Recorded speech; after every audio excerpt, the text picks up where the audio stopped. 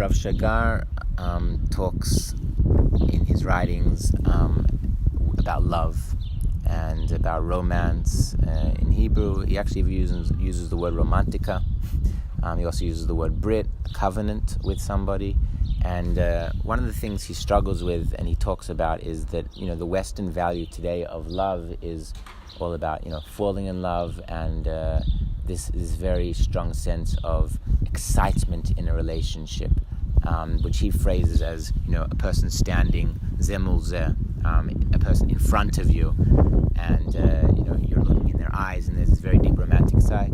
And Rav Shagar's not negative towards that, like some religious thinkers are, who say the Western world's bad. Rav Shagar's not at all like that. He's a very open-minded, and he's always trying to find good qualities in the Western world. However, when it comes to love, he really does think that there's something unique that Jewish texts and Judaism offers an alternative towards love, which he calls zeh, tzad zeh, like a person standing not in front and opposite a lover, but someone who stands next to it, kind of holding hands and looking at the world together and sharing life together and working towards goals together, which Rav Shagar thinks actually is something very meaningful and impactful that the Western world has kind of, I don't want to say ignored, but kind of put to the side as not as exciting as it could be.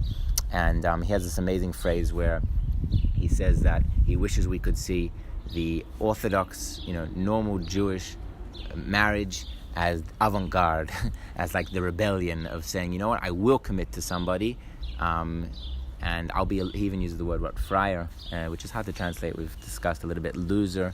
I will lose out about, being with a different person every, few months, and because I want to commit to somebody, I want to be next to somebody my whole life. So Levi, maybe you could discuss a little bit about, what is Rav Shagar talking about when he talks about this, this alternate way of seeing a relationship, about love, and why do you think it's relevant for someone? So, the essay you're referring to, Ahava Romantica of a Brit, Love, Romance, and Covenant, was published in the Magid volume, I believe, and it is a really phenomenal example of how Rav Shagar sees postmodernism as really more, frum than modernism.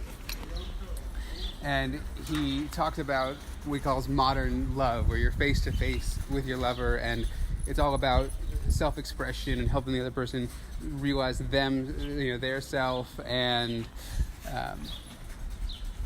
about the exciting passion as the highest value. He quotes secular theorists talking about the way that sort of romantic love replaced religion in the modern world. And then he contrasts that with secular thinkers like Slavoj Žižek talking about romance in the contemporary world, about how it's all about, two people standing side by side and focusing on a third point, some sort of third goal. He quotes Soloveitchik, and he tries to argue this is really much more from. What I think is the value of that is,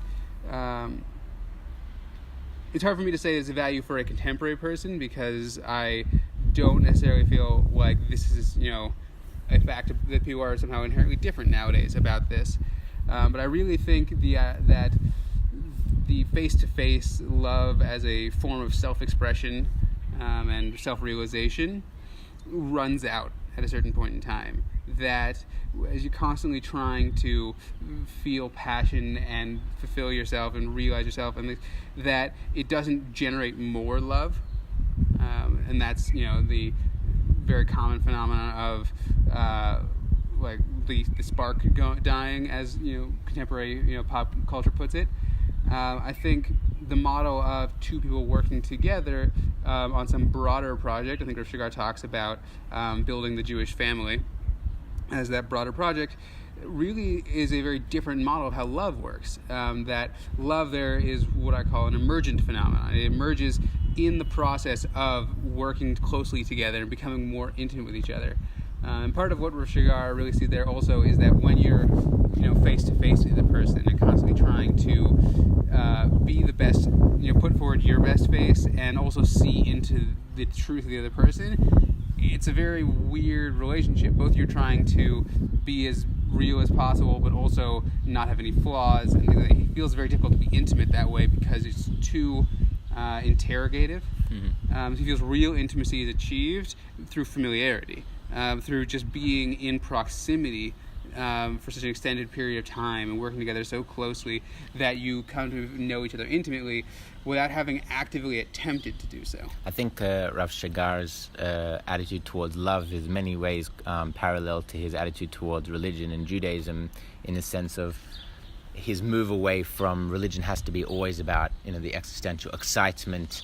Everything's passionate and inspirational. When I pray, every moment has to be, in Abraham Joshua Hesser's language, radical amazement. And Rav Shagar's moved towards, I just want to be who I am. And who I am is a person who talks to God every day. And who I am is a person who does Shabbat once a week. And that's my essence, not essence in terms of some metaphysical thing, but this is who I am. This is what makes me me. And I guess he applies that to love.